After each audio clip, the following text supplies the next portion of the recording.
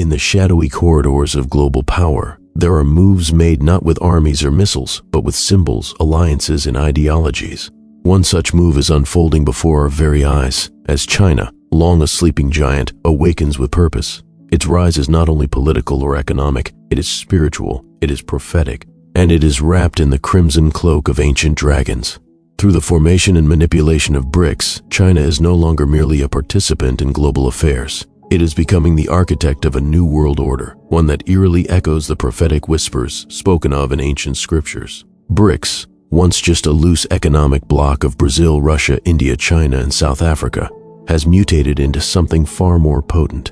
With the recent inclusion of nations such as Iran, Egypt, and Saudi Arabia, its transformation is almost alchemical. It is now a coalition that stretches across continents, religions, and strategic resources. But is this merely geopolitical evolution, or is it something more sinister, more esoteric? China, the dragon among the beasts, has never concealed its reverence for symbolism. The dragon in its culture is a divine creature, a bringer of wisdom and strength. But in the book of Revelation, the dragon is no noble figure. It is the adversary, the deceiver, the one who gives power to the beast. Could these ancient symbols be colliding? Is the dragon nation preparing to anoint the beast through an alliance disguised as economic cooperation? Look closely. China has subtly yet firmly taken control of the BRICS narrative. While Russia bleeds in war and India plays the balancing act, Beijing operates with surgical precision. Through economic investments, infrastructure domination, and digital colonization, China is weaving a web of dependencies. The Belt and Road Initiative, once seen as a trade route revival, now resembles a silken snare stretching across Eurasia, Africa, and Latin America. And as more nations fall into its orbit, we must ask, is China crafting a counterfeit kingdom to rival the one foretold by Scripture? Let us consider the spiritual undertones behind this geopolitical game. The prophet Ezekiel spoke of alliances rising in the latter days, coalitions formed from distant lands marching against the land of unwalled villages. Gog and Magog, Persia and Cush, names that echo with eerie familiarity today. Russia and Iran now sit side by side in BRICS. China's support emboldens both. Could this be the prophetic alignment long anticipated by biblical scholars? Moreover, China's social credit system, AI surveillance, and growing digital authoritarianism bring to mind the technological framework of the beast, a system where buying and selling depend on one's allegiance to the state, where freedom is an illusion wrapped in convenience, where citizens are watched not only for safety, but for obedience. The architecture of control is being perfected, not in some future dystopia, but now, in real time. But why BRICS? Because it offers a platform of false unity, a stage upon which the dragon can masquerade as a peacemaker, a builder of bridges. China speaks of cooperation while acquiring ports, pipelines, and minerals. It funds schools while rewriting history. It gives aid while binding nations in contracts they cannot escape, each move cloaked in diplomacy, each handshake hiding a dagger. There is also a deeper spiritual deception at play. In Chinese state propaganda, we see increasing references to harmony under heaven, a Confucian concept reborn as a globalist mantra.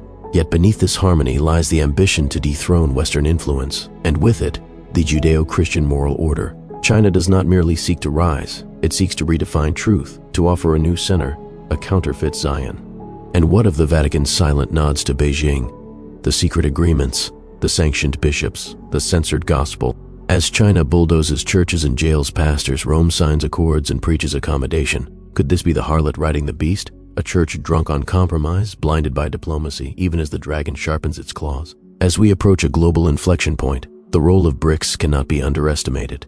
This alliance, now seeking its own currency, its own institutions, and its own internet, is building an alternate reality, one where the values of freedom, transparency, and faith are traded for obedience, control, and the worship of state. This is not merely a trade war or a currency battle. It is a war of visions, of kingdoms, and perhaps of thrones. In the first act of this global transformation, China established the framework, a coalition cloaked in economic language, a dragon hidden among diplomats.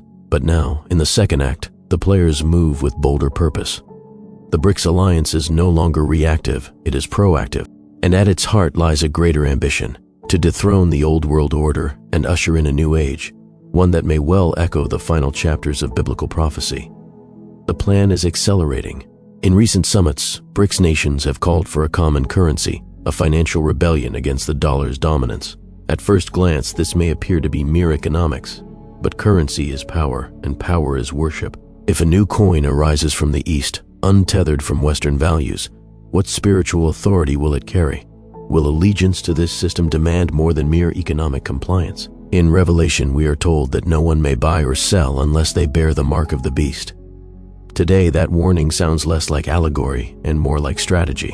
China already has a national digital currency, the ECNY, entirely controlled by its central bank. Every transaction is traceable, every coin programmable.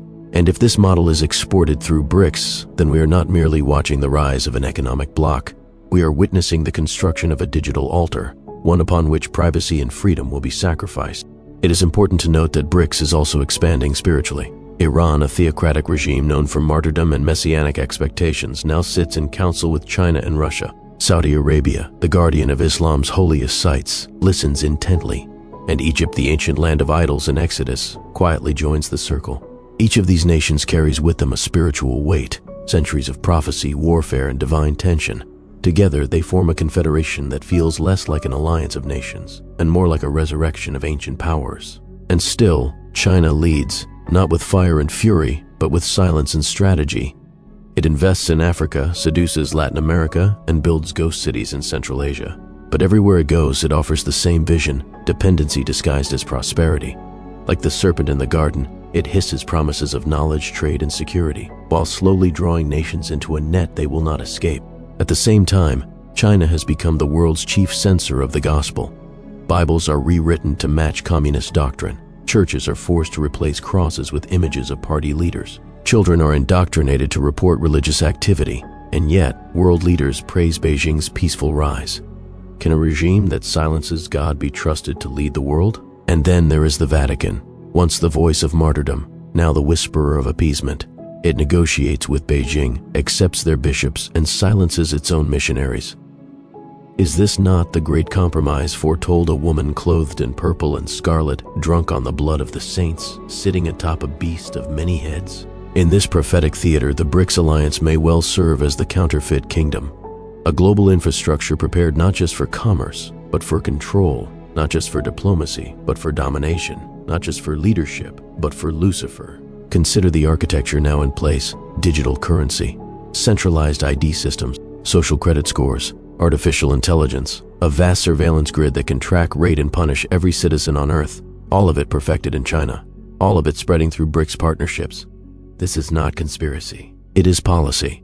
And as China continues to expand its influence through seemingly benevolent projects, solar farms, roads, internet cables, we must ask, what spirit is behind this generosity? The book of Daniel speaks of a king who understands dark sentences and prospers through deception. He will destroy many while they feel secure. Is this the dragon's gambit? Meanwhile, Western nations grow fractured and distracted.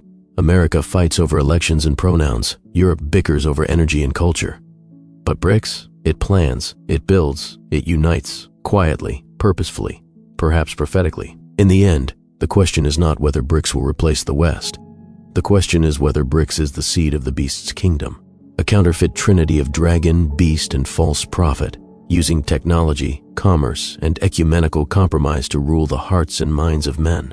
For if the Bible is true, and it always is, then the rise of a global system is not a possibility. It is a certainty. The only uncertainty is who will lead it, and how many will follow blindly into its trap. The world is changing faster than most can comprehend.